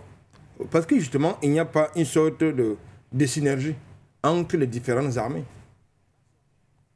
pour lutter contre non seulement les menaces asymétriques, mais également pour justement constituer une force militaire sous-régionale. Donc, nous avons le sentiment que c'est la France-Afrique qui règne encore en maître dans cet espace. Ça peut se comprendre parce que la plupart font leurs emplettes à Paris. Et c'est Paris qui, de temps en temps, leur offre les perfusions financières au point où ça ne fonctionne pas. On fait allégeance à Paris, on consulte Paris pour gérer son pays. Et nous, ça nous pose problème. Parce que nous ne pouvons pas être des panafricanistes dans une chaîne de télé qui émet depuis le Cameroun. Donc, le narratif, le discours influence ailleurs, mais dans notre propre communauté, ça ne fonctionne pas. Donc, parce que nous avons le sentiment que nous prêchons ici, du côté de l'AES, on pose les actes. Ça veut dire que ce que l'AES a commencé à poser les actes et ce discours, en tout cas, ces actes d'unité et cette unité africaine que l'on réclame, que les peuples, je préfère le dire ainsi, souhaitent, ce ne sera pas peut-être pour maintenant pour les peuples de, je vais globaliser, la CEDEAO, mais aussi voilà, de l'espace africain. Non, j'ai le sentiment que ce sont les peuples de la CEAC, je préfère dire comme ça. De la CEAC, d'accord. Qui dorment. Parce que au niveau de l'AES, ce sont les peuples qui ont porté la révolution, qui ont porté les revendications pour exiger la rupture. Mais du côté de la CAC, en dehors peut-être de temps en temps, quelques contestations populaires du côté de la République centrafricaine, ou bien du côté du Tchad. Même le Tchad aussi, oui. Ailleurs, bon, au Cameroun, nous avons plus d'autres contestations qui n'ont rien à voir avec les dynamiques de rupture que nous souhaitons. Alors, ça pose problème. Le problème, non, pour répondre à notre intervenant tout à l'heure, au niveau du côté de la CEMAC, et plus généralement du côté de la CAC, c'est que nous avons une élite très clivée, très france-africaine. Même ceux qui prétendent être porteurs du discours du changement de demain sont dans le même système. Je parle des opposants, entre guillemets naturellement. Ils ont des parents qui, du côté de la France, qui du côté des États-Unis, qui du côté de la Belgique, qui du côté de la Suisse, qui du côté de la Grande-Bretagne. Donc, nous, il appartient au peuple, justement. Et ce qui est quand même paradoxal. Par exemple, le Cameroun a une histoire de combat, de lutte. Mais que se passe-t-il? Est-ce qu'il y a eu une rupture brutale entre cet esprit de lutte, de liberté, lié certainement à la répression coloniale ou bien néocoloniale, ou alors c'est que les peuples sont fatigués de lutter? C'est incompréhensible en tout cas. C'est très incompréhensible. Dans tous les cas, la dynamique est irréversible. Oui. La dynamique est irréversible. Et il est important que le Cameroun, qui est la locomotive au niveau dans l'espace CAC, joue son rôle. Une dynamique irréversible, bien sûr, portée par les États de l'AES. On a écouté tout à l'heure le discours du général Abdourahmane Tiani au Niger, lorsqu'on sait que même s'il semble y avoir des contradictions en ce qui concerne les politiques menées par les différents dirigeants à la tête de nos États, voilà, il n'y a pas de doute que en ce qui concerne les peuples africains, il y a une certaine solidarité, un certain souhait pour parler de cette unité africaine que les peuples africains réclament et cette indépendance vis-à-vis de l'impérialisme occidental. Alors, on a mis l'AES, on a mis la CEDEAO et on ajoute, pour parler comme je suis ici, la CEEAC, Dr Yamtimba, pour sortir. Vous savez, madame, on parlera, oui, de la CEAC. Commençons par parler de la CEMAC. Oui. Je ne sais pas s'il y a déjà eu un cirque aussi burlesque que la réunion que nous avons vue à Yaoundé dernièrement. C'était pas ahurissant. Ahurissant, c'est un mot très faible.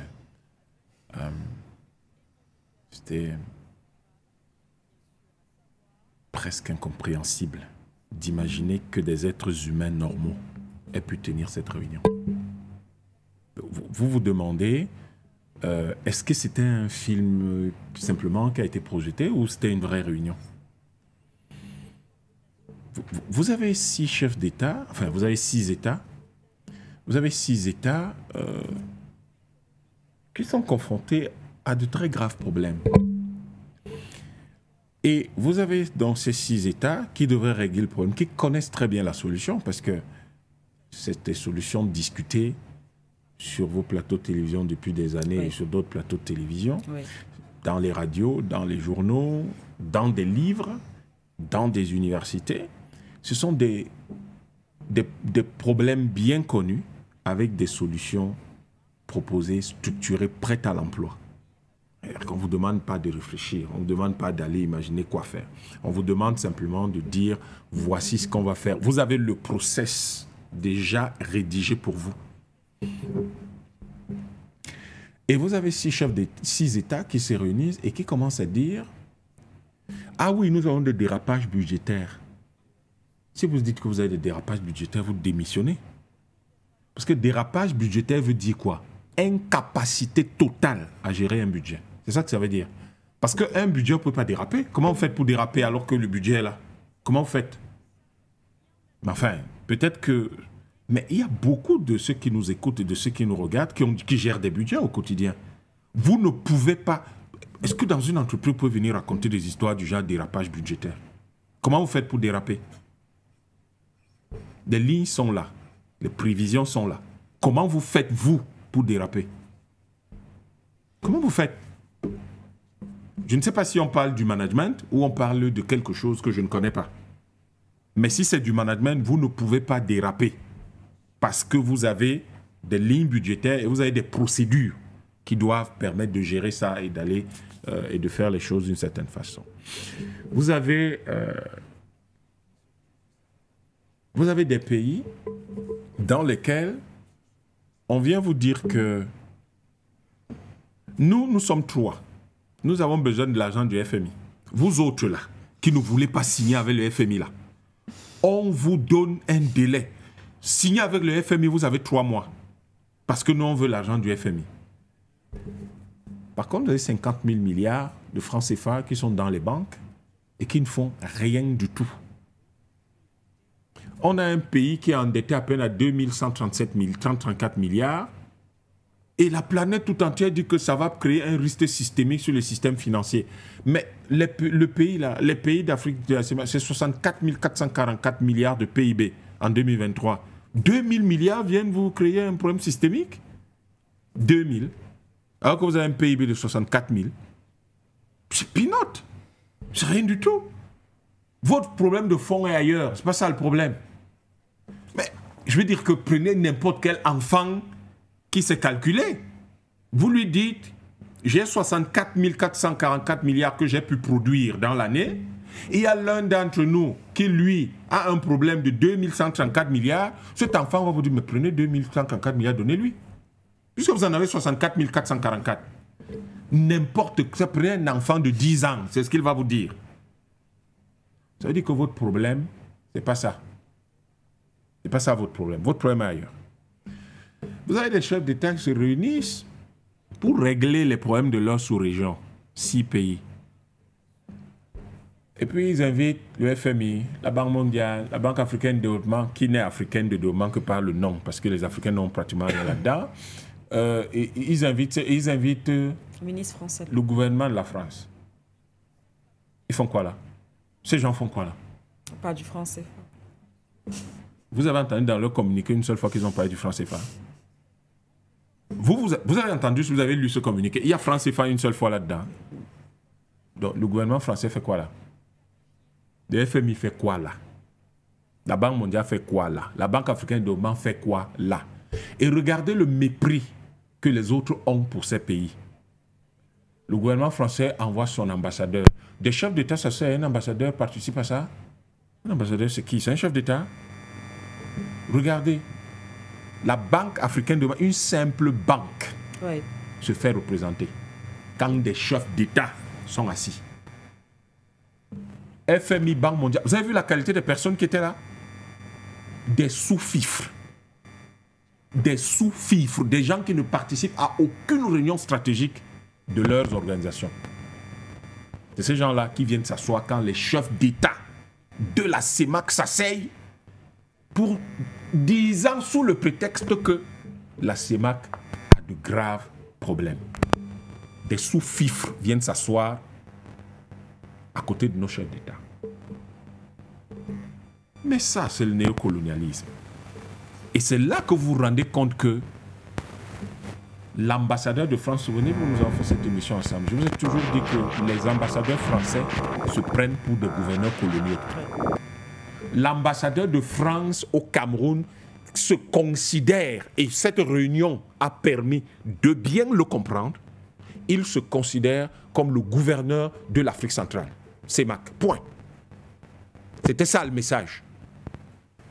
Comment des Africains peuvent accepter des choses pareilles en 2024? Comment? Mais c'est ça qui a été dit. Et le message derrière, puisque votre problème, ce n'est pas un problème d'argent, vous avez assez d'argent dans vos banques, qui refusent d'ailleurs aux États, qui ne prêtent pas, qui refusent de prêter aux États. Comment des banques peuvent-elles... Comment un État qui a ses banques peut-elle se voir refuser l'argent par ses banques? Ça veut dire que ce ne sont pas vos banques. Ce ne sont pas vos banques. Vous n'avez aucun moyen, vous n'avez aucun pouvoir sur ces banques-là. Aucun. C'est ça que ça veut dire. Or, les banques, quel est leur métier? C'est de vendre du crédit. C'est ça le métier de la banque. Il n'est pas compliqué. Vendre du crédit. Comment une banque qui est censée être votre banque, la banque de votre pays, peut-elle refuser de vous vendre? Comment un banquier peut-il refuser de vous vendre? Ça veut dire qu'il y a quelqu'un qui a donné un ordre. Il a dit, vous ne vendez pas à celui-là. Mais qu'est-ce qui peut justifier l'ordre que celui qui vous interdit qu'on vous vende donne un tel ordre? Il veut vous fragiliser. Il veut s'assurer qu'il vous contrôle. Il veut rappeler son pouvoir sur vous.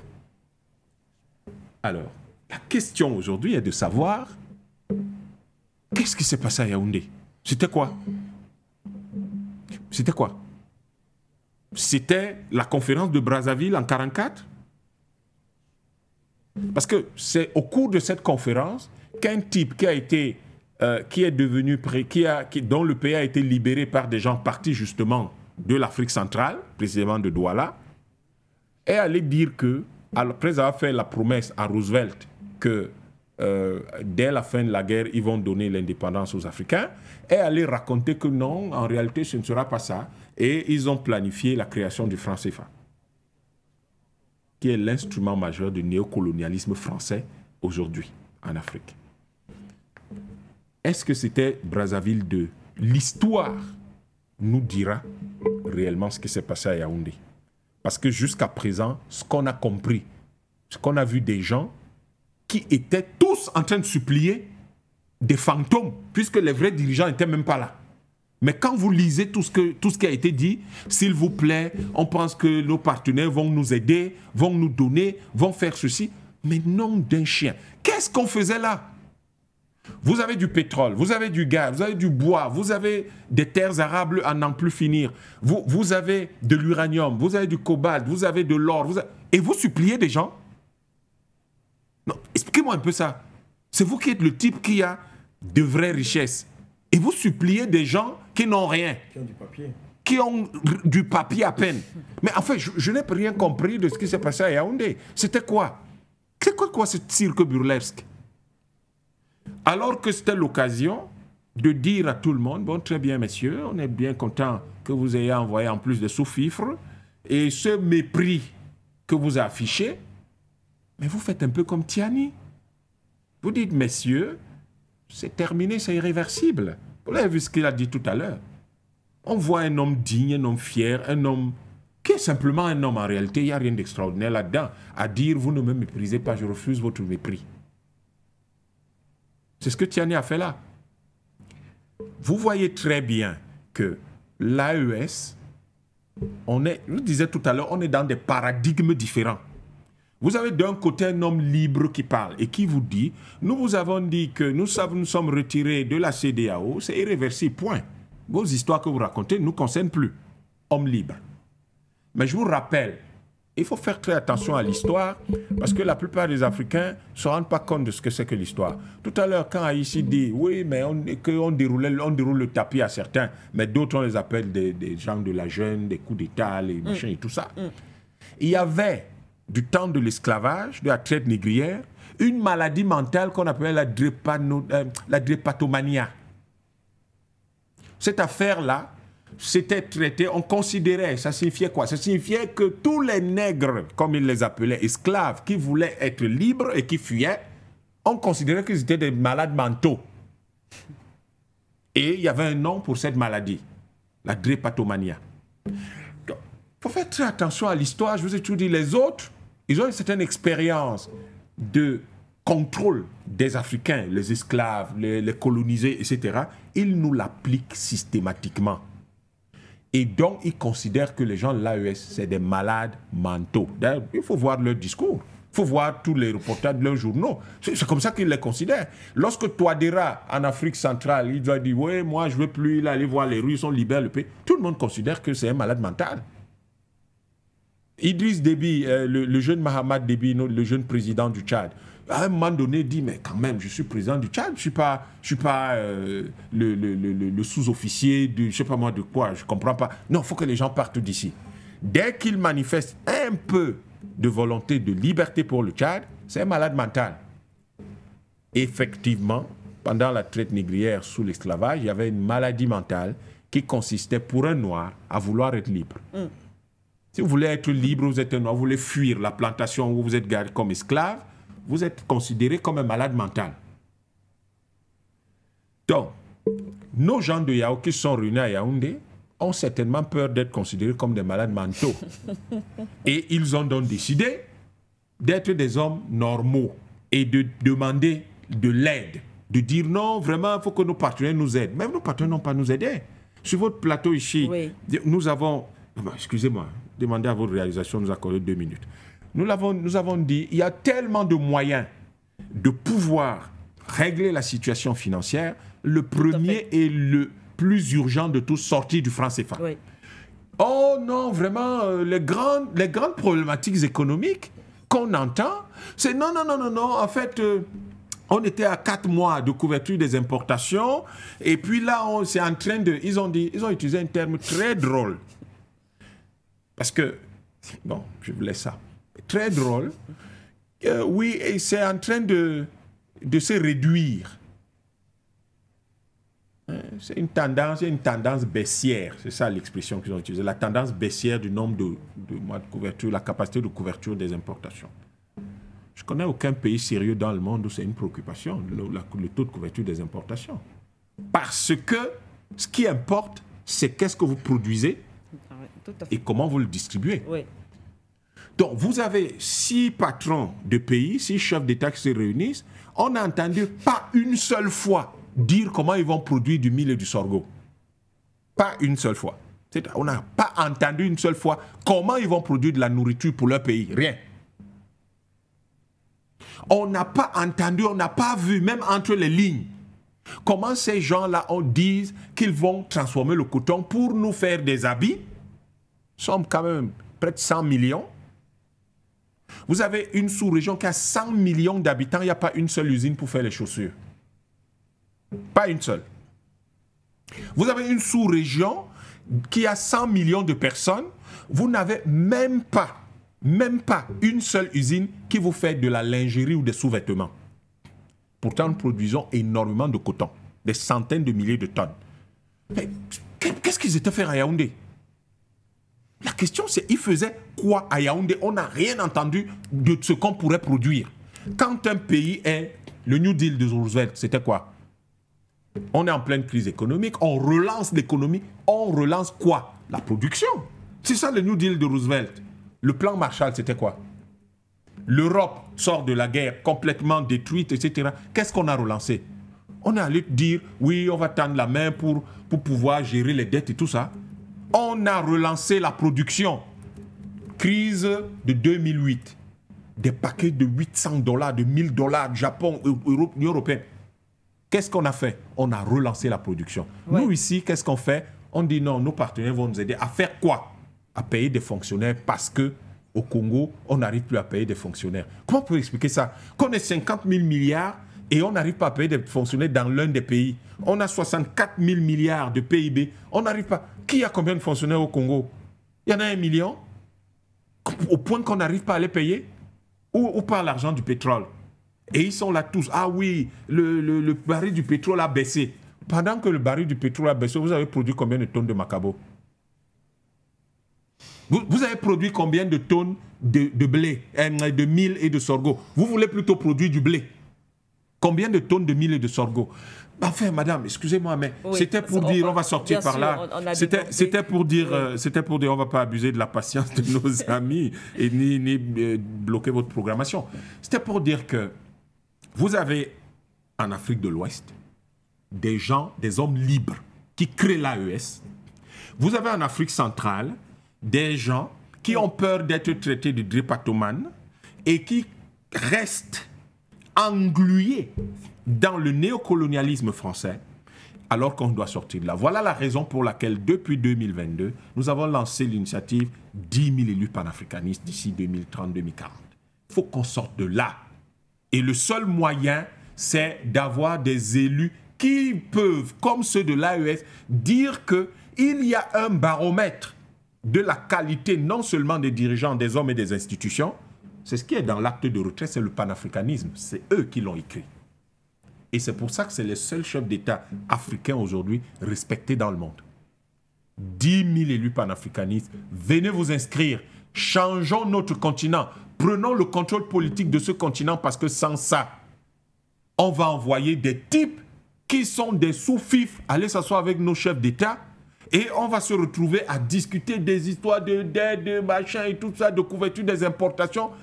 Importation de quoi? De blé, alors qu'on devrait produire du mil et du sorgho, du macabo et du manioc. Donc vraiment, là on voit c'est-à-dire que deux mondes.